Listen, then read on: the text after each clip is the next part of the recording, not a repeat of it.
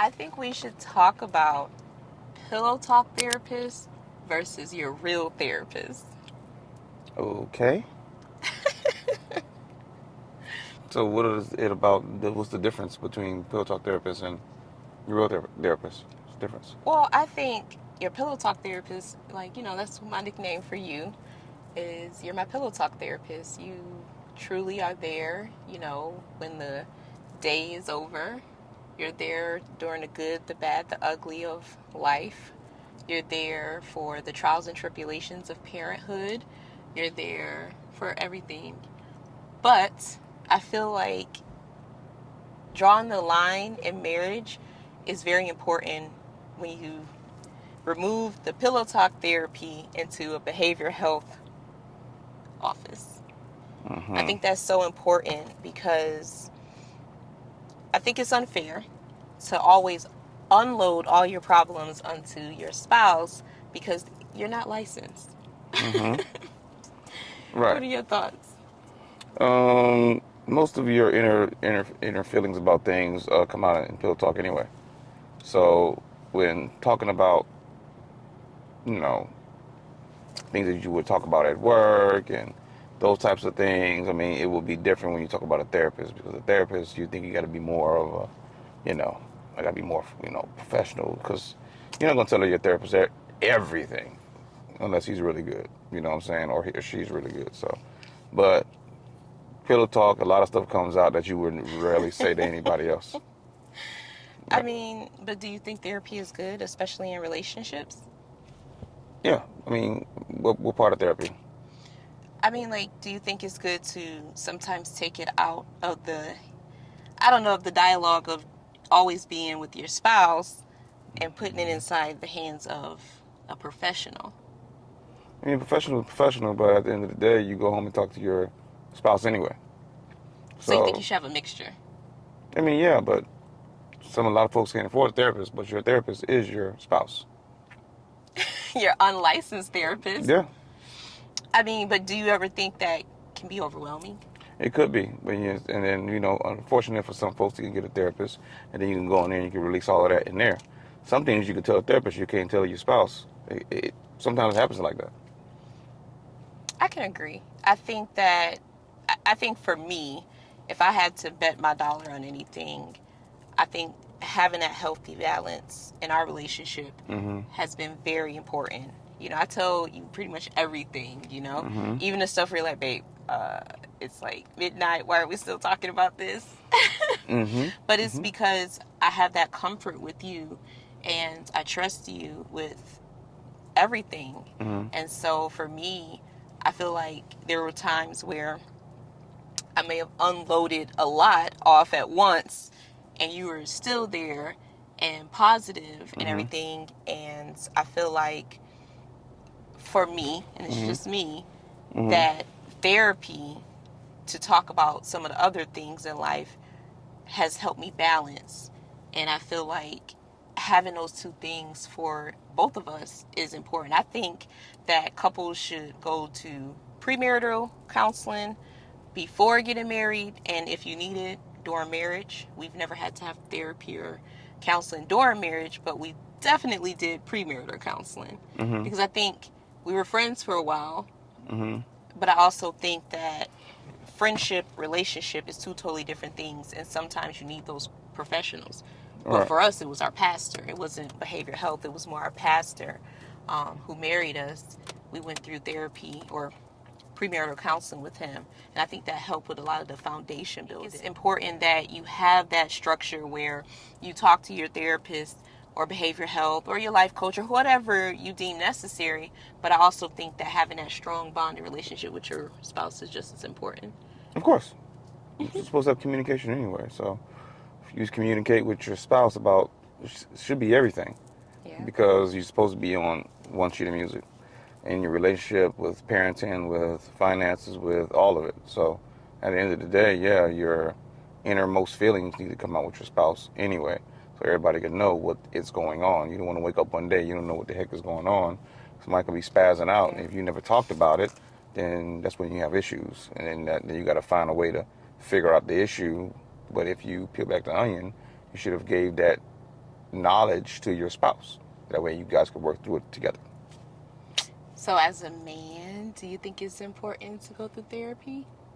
I mean, if you're having issues, I mean, other than your household, you're having some things going on outside of the house, and sometimes your spouse has no idea what you're talking about, especially if they're not in like say a job that they don't know, particularly about. Mm-hmm. So if they're having a lot of stressors from that, a licensed therapist could probably help them other than your spouse. Yeah. Okay. But what about you particularly? Hmm? Like, how do you feel like, being able to talk to me and, a counselor or someone, how do you think those things could like correlate into healthiness for like really mentally healthiness for a man? Yeah, I mean, like I said, if you're talking to your wife and you have a licensed therapist, that's two ways to get out your innermost feelings, because you don't want to hold that stuff in, especially if you're going through a lot of stress. Being in the military for one is a lot. Luckily, you're in the military, because if you wasn't in the military, you wouldn't understand nothing that I was talking about. That's So, true. a lot of civilian wives or husbands, civilian wives or husbands, have to deal with Trying to understand. try to understand and figure out these three other words they're talking about, or these acronyms, and they be like, okay, I don't know what you're talking about. I mean, they can understand surface things, but in-depth things, they don't really know what's going on with the lingo, or why is he even upset that this LT, who's an LT, what does that mean? You know what I'm saying? So those types of things you don't understand, but you can help the surface level. Now, if you get a Mm-hmm. counselor within that understands military concepts and those things, then you can express yourself and they understand. Okay, look, this is how you handle those things. So having both is great. That's what I think. I think for me, one of the key points is, you have to get out of the bed and then get out of the bed and get into an office when you see that there is a problem where you cannot separate the two. I think for me, when I did start talking to people and realizing, like, okay, some of this stuff my husband can't help me with, but he can listen to, and that really helped me differentiate where do I put my problems. Because I feel like as a spouse, you definitely need to be there. If you don't have communication with your spouse and you don't have that flexibility to come talk to them and those things, and you don't feel comfortable, there's a problem there. But so now there's two problems. You're not comfortable in your relationship, and you're also going through some type of mental pressure. And you see it all the time. People are leaving this earth by their own accord because they don't have that break. They don't have that differentiation, that, they don't have that breakdown where, okay, I can at least get to a therapist, or I can at least talk to my spouse until I get to a therapist. I know for me, the things that I discuss with you, I feel like are sacred. And I Hmm. also feel like you have helped me see things from a different perspective. Even like the simplest things, that helps. And I don't think enough people talk about the importance of having that pillow talk therapy, and matching that with a licensed professional. Hmm. Yeah, absolutely.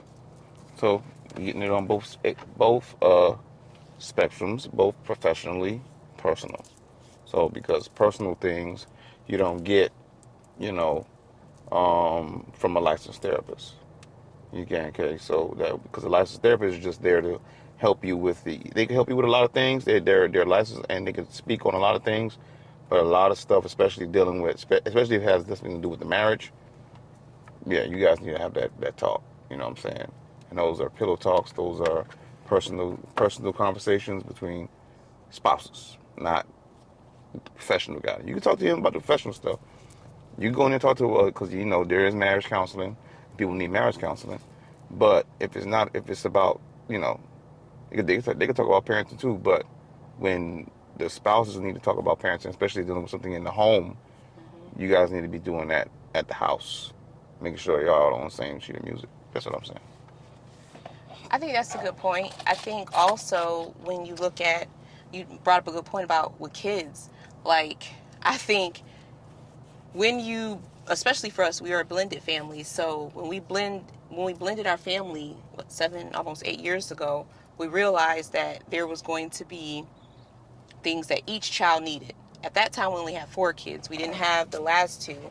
And so, you have to find, how can I not only help my child, but instill proper discipline within myself where I'm not overloading stuff onto my spouse and not hiding things from my therapist, because you're going to need help with parenting. And that's just hands down.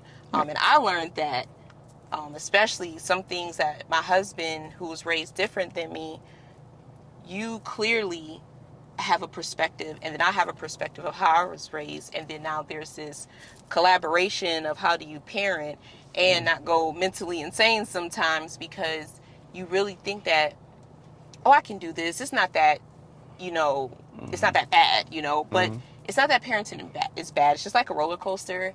Sometimes it's ghetto and sometimes it's glamorous. And and I think that's because some days you just feel like, you're trying to understand and you're trying to figure out, where does your spouse fit in that with raising a family, and what do those differences look like.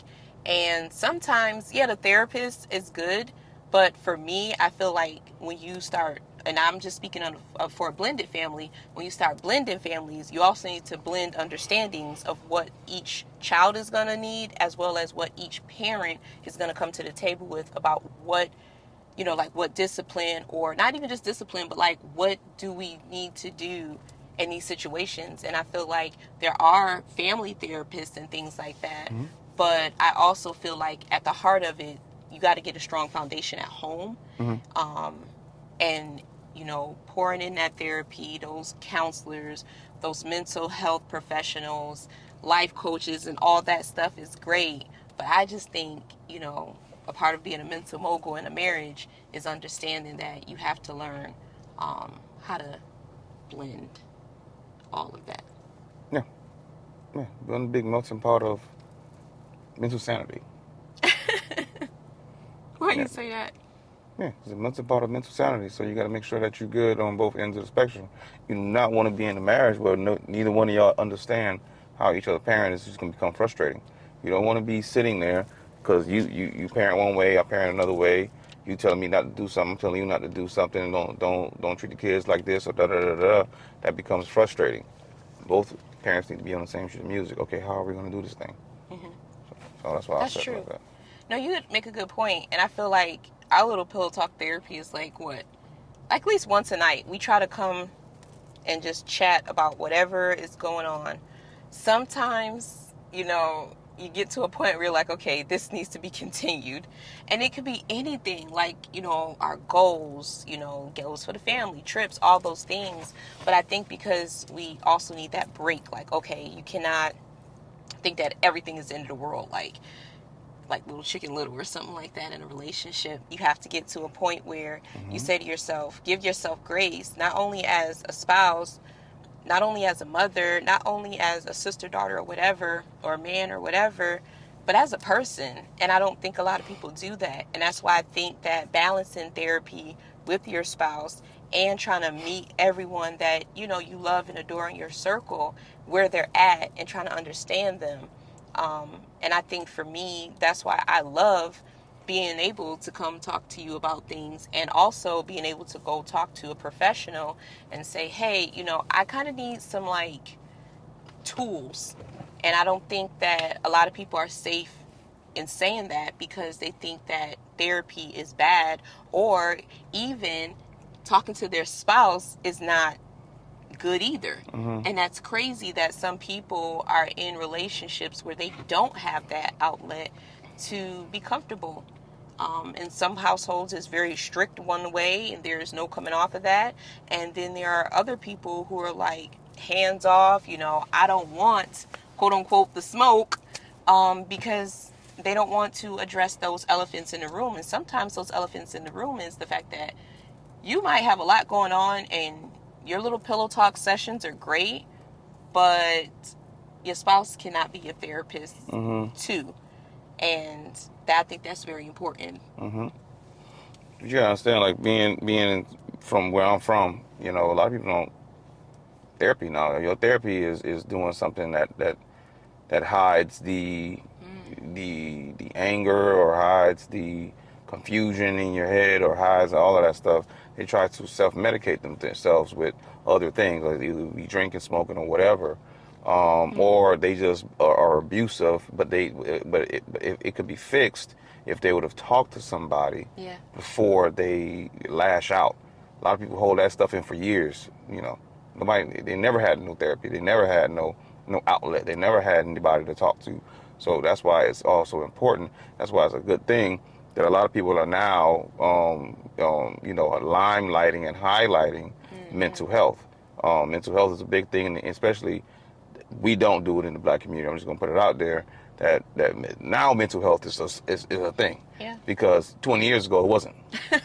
It wasn't a thing. Therapy. You don't need therapy. You go So wash them dishes. 20 Like, years what? ago was no, yeah, what are you crying for? Get your behind over there, What am I crying for? So it's I'm glad a lot of people are coming out and getting some help, because we go through a lot of things and go through a lot of trauma, and we don't never talk to nobody, and we think just I'm gonna go to the gym and work it off, or I'm just gonna go for a run. Some of that stuff, that run is gonna end, and your stuff is gonna come back. Yeah. And then you're still gonna be angry, you're still gonna be frustrated, you're still gonna be and having nightmares or whatever that you're going through. Without, you got to get help. You got to get medication. Sometimes you need medication. You never know.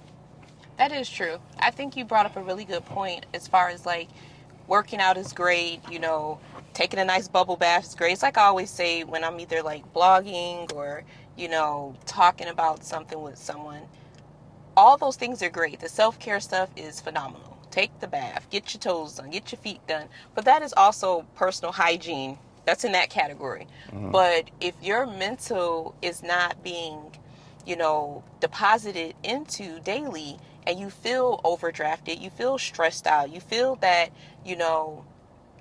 things are just so negative in your life, or or it's just a difficult hurdle, you have to, and you owe yourself that grace to reach out to a professional.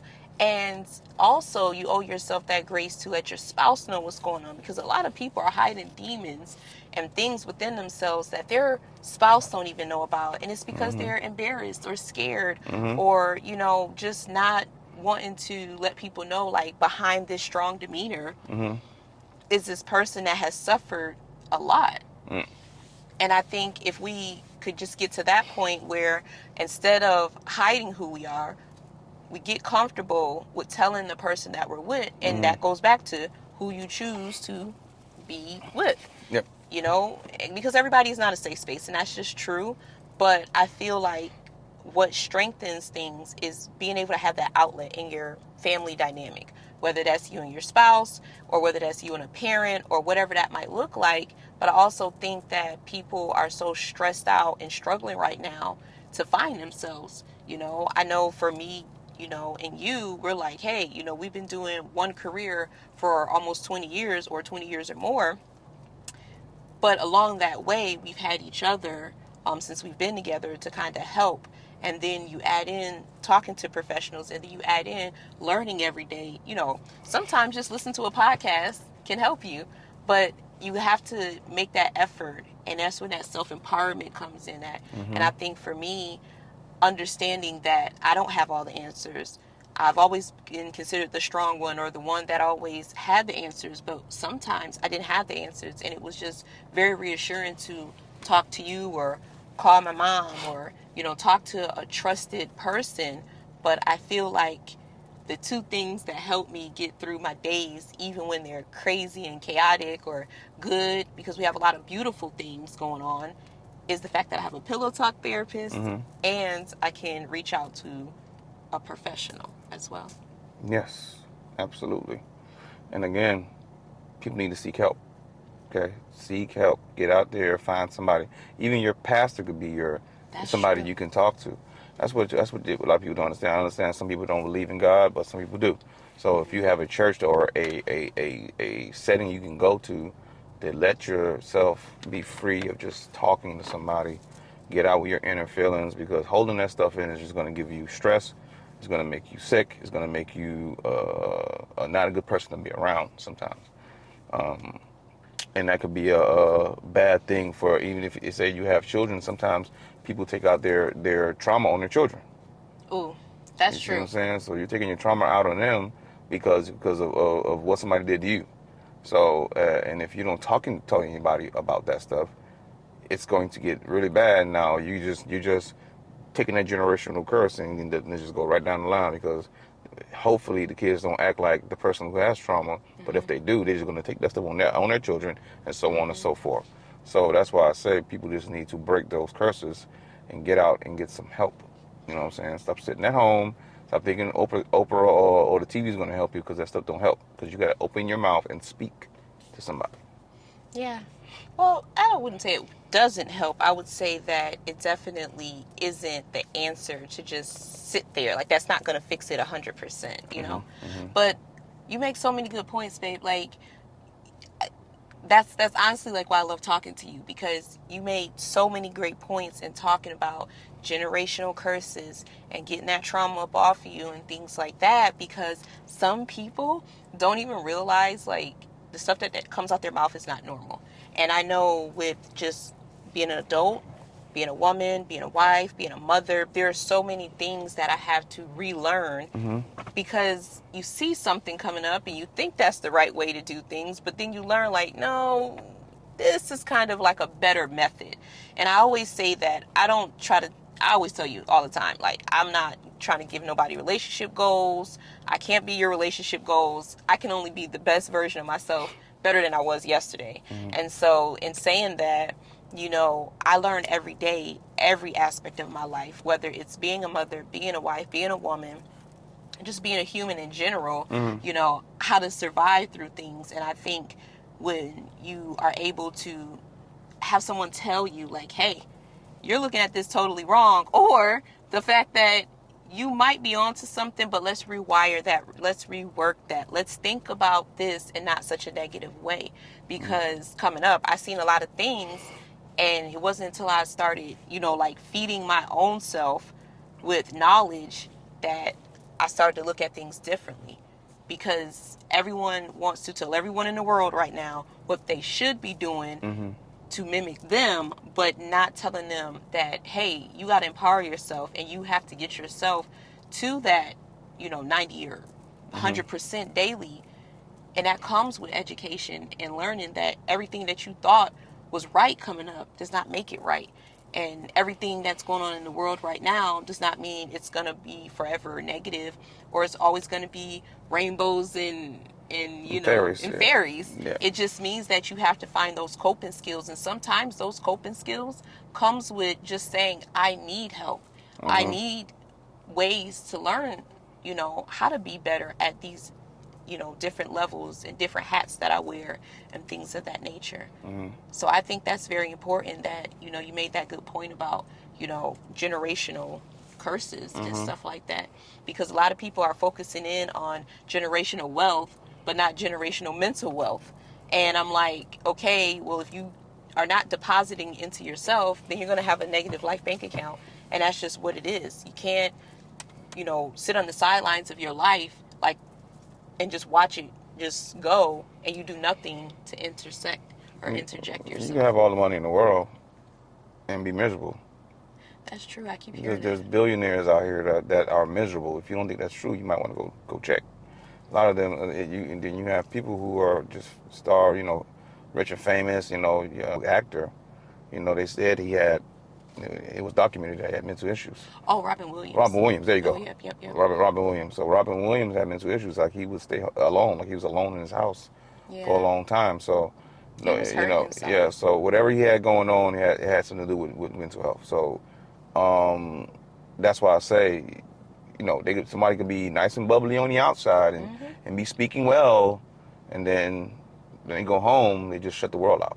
They shut the world out. They shut everybody out because they don't want to talk about what's going on. You know what I'm saying? And those are the type of people that you need to really, if you got somebody in your life like that, you just never hear from them. Like, when they go home and they don't stay with anybody, you might want to go check on them from time to time. You know, Yeah. give them a call and ask them how they're doing. You know what I'm saying? It shouldn't be about anything. You shouldn't just call people for something. You should call them to check on them and how their mental health is doing and their well-being, those things. You know what I'm saying? Yeah. No, you're absolutely right. I think we see that all the time inside with celebrities, with life, with soldiers, with people in general. Like, people are literally at their wits' end, and they could be the strongest people you know. I know for me, I'm considered a strong person on the outside. I have a strong demeanor, but it comes with the idea that I'm protecting my peace. I'm protecting myself. And so I put myself around people that make me happy. Mm. And I try to make memories that are going to last a lifetime, because I don't want to be 80 years old talking about, oh man, I was so stressed out and I didn't do what I wanted to do. I didn't want that for myself. Even when things do get like tough or challenging, or I'm trying to understand something, I always tap into, how can I empower myself to get through this? And whether that's talking to you, whether that's talking to, a professional, or whether that's just sitting back sometimes, just taking a breather, because you tell me that, you'll be like, babe, you need to just take a breath and realize, like, it's not that deep. And then I'm sitting there like, you know what? He's absolutely right. It isn't that deep. And I think I really want to say thank you for those times where you're just kind of like pulling me out of like that little spiraling hole of like, what the heck? Because sometimes, when you get in your own head, especially when you're sitting in the bed and you're in your head, oh, that was a Dr. Seuss rhyme, but when you're in your head, sitting in your bed, sometimes you got to realize, like, it's not as serious as you think it is. You just got to get to the right person. That's why I say people need to stop always, because there's the people out here that's always on 10. You know what I'm saying? Yeah. Like, they're always on 10. How about trying 3 sometimes? Yeah. Try 3. Try 3. Because know you what I'm never know saying? what someone's going through. You don't know on the other end of your anger and frustration, you don't know what that person is going through. I got it. Your popcorn didn't have enough salt on it. Okay, just ask for more salt. They okay, they're gonna get you the salt, you come back, but don't ask them the why. Why would you give me this without salt on it? You know better than that. That's 10. Okay, so now if that person snaps off and kills everybody in the movie theater, you see what I'm saying? Like Yeah. that stuff happens. That stuff is real life. Yeah, you're You right. know what I'm saying? How about 3? How about just say, can I have some more salt? Okay, salt. Boom. You move on. It shouldn't be a rebuttal after that. It should be something to come after that, because that really throws people off. That'll shoot somebody through the wall. You know what I'm saying? Because Yeah. you never know what somebody's going through. Try 3 sometimes. Try 2. Try to. You know what I'm saying? Try Like, 0 sometimes. why are you on 10? You know what I'm saying? Just bring that down a notch. It shouldn't take that, because guess what? You ruining yourself too. Now your blood pressure is through the roof. Yep. You flying off the handle for salt. You know what I'm saying? But no, you're absolutely right. Like, come You're on, absolutely bring that right. stuff down, man. Get some help. That's what a lot of people don't understand. They think everybody's out to get them, or you're playing me. It's not that. It's not like I that. mean, some people do be trying to play people. I got you. But everybody in the world But is not everybody trying to play you. that person has about 1,000 customers behind you. He missed a little extra shake on your popcorn. Come on, just ask the man for. Okay, oh, you want some? Okay, there you go. But You know what I'm saying? I will say, what I've learned also is, on the other side of that person who is the calm customer, that sometimes you walk into places and people just be on 10 and they work in businesses, and you're like, even the other side. You how work here. are you mad where you work at, but you don't know what their mental health is like? Yes. And that's why I keep going back to mental wealth. And that's kind of like so important, because people don't understand, like, your mental wealth is just as important as the bag that you're trying to get. So when you're at jobs working, or when you in a business period, not just a customer service business, but in business period, you have to have your mental together, because sometimes you crossing paths with someone, you could change the trajectory of their day based off of y'all's interaction. And if that interaction isn't great and it's chaotic, now coming home talking to your spouse, and then this person starts to spiral, and then this person thinks that there's a problem, and then now you're in therapy, and then you're spiraling because someone took you from your happy place, and well, they didn't take you. You allowed them to put you in a situation, take you out of your daggone happy spot, and now you just 50,000 degrees hotter than fish grease because that person is dealing with something and you don't know what they're dealing with. And so I even had to learn, like, some of the things that I would see, like, why is this person so upset? And you really have to start tapping into something could really be going on with this person. You don't know what struggles they rolled out of bed with and who hurt them and all these things. And I'm not saying you should go around the world on pins and needles and, you know, shriveling up. But I do say that you do have to step back and say, you know what, this fight is not my fight. You have a fight within yourself. And whether it takes for me to put boundaries around myself, you're going to have to do that, because we love to apply boundaries like pressure to everybody else but ourselves. And so I think that's so important, because some of the conversations that you're having at night, whether it's about the kids, the job, the relationship, the finances, all those things, is you got to look back at yourself and be like, how am I going to act like I wasn't a part of this scenario?